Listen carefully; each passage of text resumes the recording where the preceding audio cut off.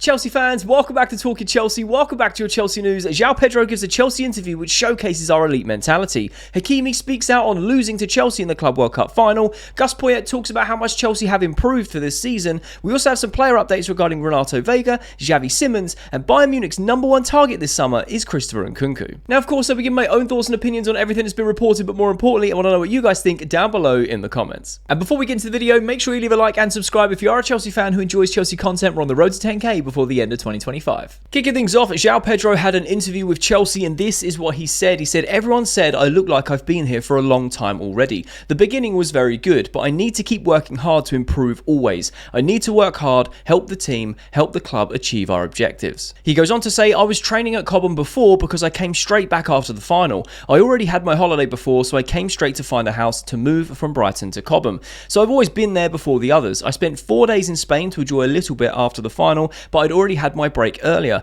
I was back in Brazil for 5 weeks before joining Chelsea. That was good, so that's why I came straight back to the training ground." He finishes off by saying the good thing was that Jamie Gittins, another summer signing, was there, so we spent a lot of time training together. It was very good to train with him from the beginning. I absolutely love this from Joao Pedro. I love this elite mentality that we spoke about many times here on this channel, going through the oozes from the club, from the players, the management, everywhere at the moment. The fans are so hopeful and optimistic, and we can see how good this team is right now. The elite mentality is peak. It is absolutely peaking. And things like this, when the players say, like Joao Pedro is saying, I had 5 weeks off, so I'm working hard and I'm grinding because I want my place in the team. I want to help the team. We need to hit our objectives. So that's what I'm doing. We won the Club World Cup final. I had a 5-day break back at Cobham. I had to move house. We got all that sorted. I was back training. Players like Jamie Gittins, they were also there early as well. Obviously, we had a lot of the squad that weren't involved at the Club World Cup. And obviously, they're going to have their 3-week break. It rightfully deserved, right? They need some sort of rest. I'm not saying, there's a big difference. But Joao Pedro could have quite easily extended his break. He could have gone, actually, yeah, I'm going to extend this, enjoy it for what it is for a little bit longer. But no. Back to training, back to grinding, back to working hard. And I tell you what, I know that these players have had little to no rest for majority. Obviously, Gittins and Joao Pedro having those longer breaks and still training from an earlier stage, which I really rate, by the way. That's hard work and determination to be part of this Chelsea squad. And it showcases in them 2 pre-season games. 2 games within 48 hours, heavy rotated squads for both games, giving loads of people minutes. But the intensity that we were playing at, you can just tell that Chelsea, we're just so ready. We're so ready for the Premier League, and I cannot wait to play Crystal Palace at the weekend because honestly, I don't know if Crystal Palace are going to be ready for what we've got for them based on how we were playing in the pre-season, based how we were playing at the end of the Club World Cup, especially that final. We absolutely destroyed PSG. We're going to speak about that in just a second when we talk about Hakimi's thoughts and opinions of that game. But I absolutely love this. This is an incredible elite mentality. Like I said in yesterday's video, maybe the video before, like I always say, the days blur into one. My only concern, which is at the back of my mind, is will Chelsea be okay going through the season with minimal rest? Now, yes, we have international breaks where not all of the players are going to be selected to play, so they will be able to pick up some rest here and there. But for the majority, the key players, your Cucureas, your Palmers, your Caicedos, Enzos, who are going to be picked for international games, who are going to be playing those international games, I feel like we have a very deep squad in all the positions now. Even regarding the centre-back position, we still have a lot of players that can play that position, right? It's not like we're absolutely missing a centre-back. We have people that can play that. We have so much squad depth that Liam Delap said in yesterday, well, we reported on yesterday's video, that he doesn't feel like it's going to be an issue. And honestly, I'm becoming more and more confident that it shouldn't be too much of an issue. But again, time will tell. Time will tell if this is going to kick us later on down the line, but I'm hoping that at least the first 3 games before the international break, we can get 9 points on the board. I feel so confident that we can, based on the way that we've been playing. And again, with other teams in their pre-season, they have such long breaks that you can see that that's why they need a pre-season to get back into the swing of things. But with us having such a minimal break and players like Joao Pedro and Gittins training for a longer period and cutting down their sort of holidays, or maybe they had them a lot earlier than, the Club World Cup when the season finished, which just shows how sharp we are. So I really like this from Joao Pedro. It's just chef's kiss in terms of like the winning mentality at Chelsea, and especially to go and win that Club World Cup. I mean, for Joao Pedro, it's a dream start, right? 5 games, 5 goals. It's just wild. And like he comes in at Club World Cup and like, we bought you to help us win this trophy. And he's like, all right, bet, hold my beer. Bang, bang, bang, scores goals, wins a trophy.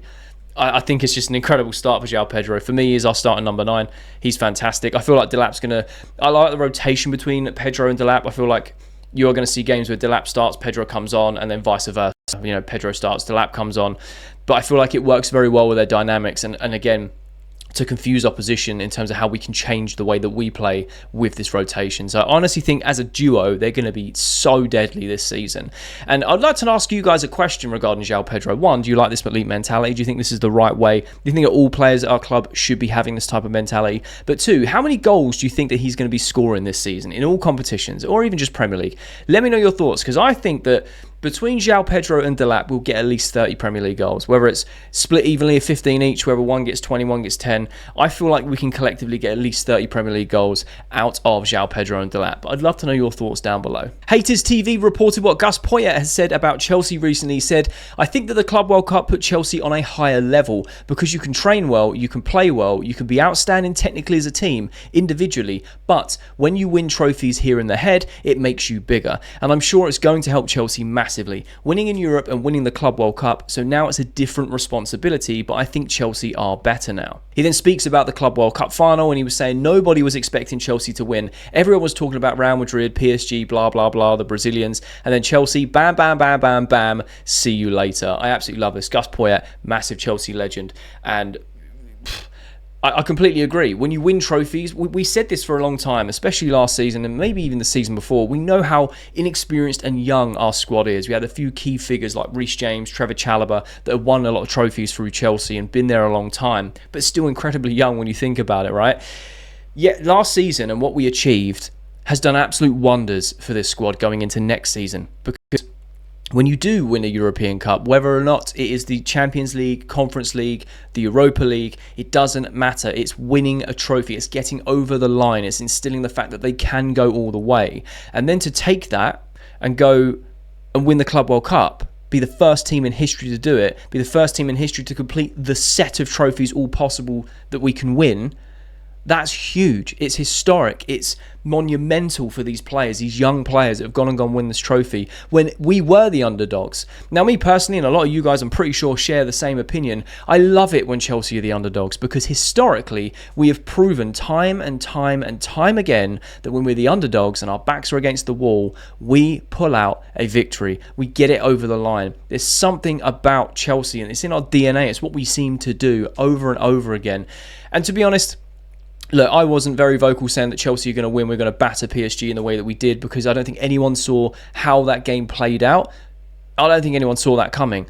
I was honestly thinking that, yes, I feel that we can win because it's a one-off game. It's a final. Anything can happen. But I thought it was going to be very, very tight margins if we were to go win it. But the way we won it is emphatic.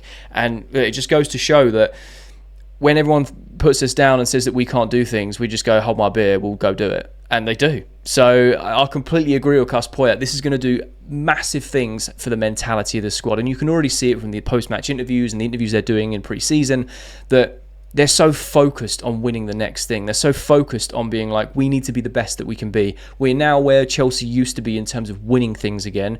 Now we need to kick on Champions League, Premier League, the domestic trophies. We need to be competing to win as much as we can every single season. And I believe that we have the players to do it and the squad to do it. So this is just really nice to hear, nice to see. I completely agree with what Poyet says. And it gets me excited even more for the new season because honestly, I feel like the world is our oyster this season with these players. I really, really do. I've got a very good gut feeling about this season. Will it be perfect? Of course not. It's always an emotional roller coaster being a football fan, especially a Chelsea fan.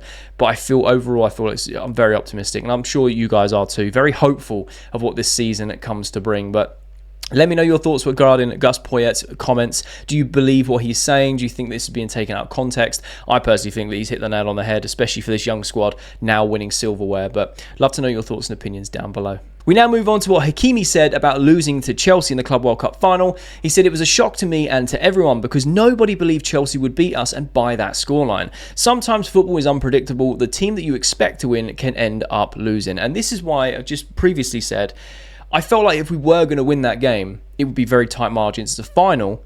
Anything can happen, right? Where even if it went to penalties, right, I still think that Chelsea have got every opportunity. In a final, to me, it's 50-50 always is because, and up until a ball is kicked, because then you don't know, it depends how the game plays out. But the way that we battered PSG, it wasn't even we beat them. We absolutely dismantled them tactically, physically. We played them at their own game with the pressing. Maresca got it spot on, using gusto to his full potential in that game. Cole Palmer being on fire. We don't ever want to be hearing that Cole Palmer can't perform in big games. It's wild and ridiculous take that he can't, because every time that Chelsea need him, he is there. Whenever Chelsea need to step up and get things over the line, we seem to do it. We love being the underdogs. We love it when people write us off, because we love proving people wrong. We did it 3 times last season. 3 times. Well, I suppose twice, right? Because everyone expected us to win the Conference League, and I get it, but we still had to go out and do it, right? You still have to go out and hit those objectives and get things over the line. But in terms of qualifying for Champions League, it was like, this is a really tough run in of games, probably one of the harder run-ins of the teams around sort of the top 6 pushing for that fourth spot. Hold my beer. Bang, bang, bang, bang, bang. Go get the results. Job done. Qualify for the Champions League. Conference League, even in the first half, we were 1-0 down. 1-0 down, everyone was laughing at us thinking, they bottled it, absolute bottle jobs, how embarrassing not winning this trophy. Second half, bang, smash 4 goals in, change the game on its head, lift the trophy. And then the Club World Cup. They don't deserve to be there, why are they even there, blah, blah, blah. They won the Champions League 4 years ago, blah, which, by the way, is a qualification. You have to win the Champions League to be in this competition, so it doesn't make any sense where they're saying, they shouldn't have even been there, whatever. They have to have a start point at some point and a cut-off point at some point as well, right? But in terms of going through the games, they had the easiest run and blah, blah, blah. That's the excuse now, because we've gone and beaten the best in the world currently. Because no one thought we were going to be beating PSG, let alone battering them. So then, where's the excuse? Well, we have to shift it now because they had an easier run in than everyone else. Which is like, they act like it's something that we could control, which we couldn't. It's just how the game is the game. It's how it fell, right? And yes, it was a favourable run, but again, we still had to go out there and get the results and get it over the line. And we didn't even look weak at all. We looked determined. We looked like we were taking that. Well, we were taking it seriously. We wanted to go and win that trophy, and we went and won it. And you had the likes of Real Madrid, PSG, Man City, I think with Juve in it. I don't think Juve were in it. I don't know why. There's a black and white team in there. Off the top of my head, I can't remember. Atletico Madrid, they all had just as good a chance as us, and they didn't make it. So, there's loads of variables, but at the end of the day, I absolutely love this, drinking at the opposition's tears, because like he said, shocked everyone, shocked the world, and we absolutely love that as Chelsea fans. So I just thought it'd be nice to talk about this because, it was only a few weeks ago. We are world champions for the next 4 years, and we need to soak it in. But I totally agree with what Poyet has been saying, and obviously what Hakimi says. Sometimes in football, the team you expect to win doesn't. And when Chelsea are the underdogs, we find a way to win. So let me know your thoughts and opinions down below. Did you honestly think that Chelsea were going to beat PSG in that final? Or were you also a bit like, I don't really know. PSG are the best team in the world currently. Doesn't really look good for us. Looks like a long day at the office, because honestly, the way that we dismantled them surprised myself, surprised everyone. So very curious to know your thoughts. Fabrizio Romano has reported that Borussia Dortmund made an approach to consider a possible bid for Renato Veiga, but still deemed it too expensive. His future remains open as several clubs keep moving for him. What a surprise. We spoke about this yesterday about Dortmund, trying to lowball us for Carney. We said we'd go down to like 21 million, potentially the lowest we would ever go is 17. And they're like, yeah, we still want it cheaper. And then, surprise, surprise, they're linked with Renato Veiga. And I said in yesterday's video, they are not going to stump up the 40 million that we want for him at all. In no world would they be doing that. And, oh, wow. Oh, Dortmund think he's too expensive. No one saw that coming. I find this whole Renato Veiga saga very interesting, confusing, sometimes inspiring, sometimes deflating, right? Because on one hand, Chelsea trying to get as much profit as possible. Cool. It's exciting, man. We will make some money off of a player. It kind of helps us financially. We're in a very healthy financial position with PSR and all the money we're making from Club World Cup and player sales, etc. That is a part of football now. Unfortunately, it's the business side, and we're doing that very well. One of the best run clubs in the world currently in terms of how we're manoeuvring. The deflating side of it is, it's a shame that he hasn't had a good run out at Chelsea. Now, I don't know what's gone on behind the scenes because, the bridge was starting to be burnt when Renato Veiga wanted to be played as centre-back. Maresca wanted to use him as a left-back. It wasn't going to get as many opportunities as a centre-back. Sent out on loan. It did very well at Juventus. Got injured, but it still did well in the times that he played. And now we have a Levi Colwill injury of the ACL, and he's out until at least game week 35, which is pretty much the entire season. there's no opportunity for him to kind of claw his way back and kind of fight for that centre-back position. And from a footballing standpoint, I'm like, oh, that's quite gutting, because he's a very good player, and he'd become an instant fan favourite in the very limited minutes he played because of the passion he was playing with and how much he was interacting and getting involved with the fans. But Chelsea just want their profit, and I feel like it's because Renato Veiga has made his decision as well. I just want to leave, mate. I just want to leave. So he's used this as a stepping stone in that sense, which, hey, players do that all the time. So there's no ill manner sort of hard feelings from my end, but there's a lot of various emotions around the saga because so many clubs are interested in Renato Veiga, but no one wants to pay the money. So what happens? Do Chelsea then reduce the money they're asking for, or do they stand firm and just sit on Renato Veiga because he only cost us sort of like 12 million euros last season? So he's not like a massive burden on sort of like the wage bill and the money that we need to make because we've sold so many other players. It's very interesting to me. I don't know what Chelsea are going to do. Dortmund are not going to come up anywhere near the valuation that Chelsea want because we've found out very hard. They're so difficult to negotiate with the Jamie Gittins deal, with Carney that they want on another loan after another loan with an obligation to buy it. They don't even want to pay the money that we've reduced for them. 40 million release clause of £40 million at the time. We've reduced that to like 21 down to 17 as a minimum, and they're still not happy. I just don't understand it, and I'm glad that Chelsea aren't falling for it because we shouldn't be taken for mugs in the transfer market because, players have a fair market value and everyone else seems to be dealing with it fine. Hugo goes from Frankfurt for 95 million euros. A lot of clubs were interested, didn't want to pay the money. Liverpool went, yeah, we'll pay that. No problem. That's the market value. We'll go pay it. Alanga, Noni. There's so many players this season that have moved. Buemo, Cunha. They're like, okay, this is what we value the player at, whether it's the length of contract, what he's worth now, the current inflation of players.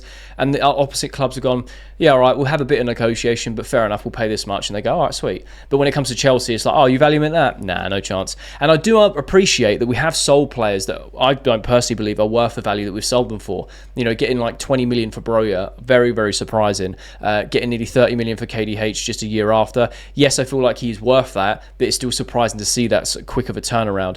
Ugochukwu would be in like 21, 22 million pounds. Very surprising. Yes, he's got a lot of potential, but in terms of current form and player stature, the way he hasn't had many minutes at Chelsea, etc., the factors that go into a transfer, just very surprising. So I'm not like I'm trying to be greedy, but when it comes to Renato Veiga, maybe Chelsea are asking too much money, right? Was it 40 million euros they wanted or 40 million pounds?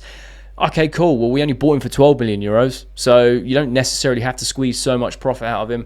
So maybe they do reduce it, but I'm just hoping that Chelsea don't shoot themselves in the foot and reduce it to an absolutely diabolically low fee just to get him off the books. When in reality, if several clubs are interested, the window's slowly shutting, someone will come in for him for a fair market value of what Chelsea will be happy to accept. And realistically, I see us selling him for about 30 million. Based on how everyone else has been moving. We're selling KDH for 30 million. Vega's got to be in the same vein. And they might be using that and saying, well, if KDH is going for 30 million to an English club, we could sell Veiga for more money. Maybe because he's younger, higher potential. I don't really know. But I'd say Chelsea settle for 30 million. We're still making more than double what we paid. So I don't understand if it's a greed thing or if it's a principle thing. But I'd very much like to know your thoughts down below regarding Renato Veiga and the whole saga of transfer. Where does he end up? Does he stay at Chelsea? Does he go on loan somewhere until we can sell him permanently? Do we, cave to Dortmund's demands of being like, oh, it's too expensive and we need it a lot lower price? Does he go somewhere else? There were Saudi talks. There were Saudi talks that was meant to be happening. Obviously, Atletico were very interested, but then they pivoted at the last minute. So it'd be very interesting to know your thoughts of where is he going to end up? Because I feel like he won't be at Chelsea, regardless. I think he will be gone completely. He's not been added into the squad numbers or anything. He's not been reintegrated into the first team squad to train. Very much big signs that he's gone. But yeah, very curious to know your thoughts. Acomodado 91 has reported breaking news. Chelsea have an agreement with RB Leipzig for the 60 million euro transfer of Xavi Simons. Personal terms are also already agreed. Chelsea are waiting to sell a player before completing the transfer. Now, just like yesterday's video, we had a report from Defensa Central about us going in for Konate. And I am just saying that this has just got to be fake news. I've not seen anything other than personal terms have agreed. We know that, and we're widely available. The Xavi Simons saga is starting to bore everyone to death because it's been gone on for so long. And it's very, very clear that Chelsea need to offload players before we can complete this transfer, and the same with Garnacho. And obviously, I'm not going to be talking about Garnacho in this video because you guys really don't like it, and that's fair enough. But when it comes to Xavi Simons, it's just a tiny update to call out if anyone's seen this. I've not seen anything official, and I'm not saying that my word is gospel, but I'm saying that I'm always hunting through the news every day. I've seen this come up that apparently it's already agreed, 60 million euros. Now, if it it does come out, amazing. This guy's ahead of the curve, but I've not seen anything to suggest we're anywhere remotely close to agreeing a transfer fee, other than the fact that personal terms have been agreed. We need to offload players. So I just wanted to react to this. Just kind of say that, you know, this is what's been floating about as well. Get your thoughts and opinions down below. Because again, are you tired of this transfer saga? Do you want this to end? Do you feel like he's even going to come to Chelsea? Do you think that, you know, he's going to go somewhere else or just stay at Leipzig? Because at the moment, I'm finding it very hard to get excited about the player, which is a shame because he's an exciting player. And obviously, if and when he does come to Chelsea, yeah, of course I'll get excited because he's a fantastic player. But because of how long the negotiations are going on, because of how long all the story is and all the same stuff's being repeated all the time, it's just kind of wearing us down a little bit of like, okay, cool. It's like when you sign the player, there's just no surprise there at all. So just very curious to know where you're at with this. Very short Xavi Simons update, but like I said, this has been floating about and I don't think it's completely true. I think it's false. But we will soon see if it develops because, you know, I have a habit of uploading at 3 p.m. and then an hour later, breaking news comes out. So maybe he's ahead of the curve. I don't know. I'm calling fake news, just like the Konate transfer yesterday from Defensa Central. But we shall soon see. The Athletic have reported there is more confidence that Nkunku will depart. He is open to a return to Leipzig, but is commanding interest from other Bundesliga sides, as well as clubs in Italy and the Premier League. And L'Equipe have reported that Bayern Munich are set to prioritise a move for Christopher Nkunku as they seek to replace the departing Kingsley Coman. I find this very interesting. Bayern Munich have been sniffing around Nkunku since January. Chelsea outpriced them for that move. Seemed like a silly thing to do at the time, but at the same time made sense because the squad was being culled in January. Felix going on loan, Veiga going on loan, and then we had a load of injuries.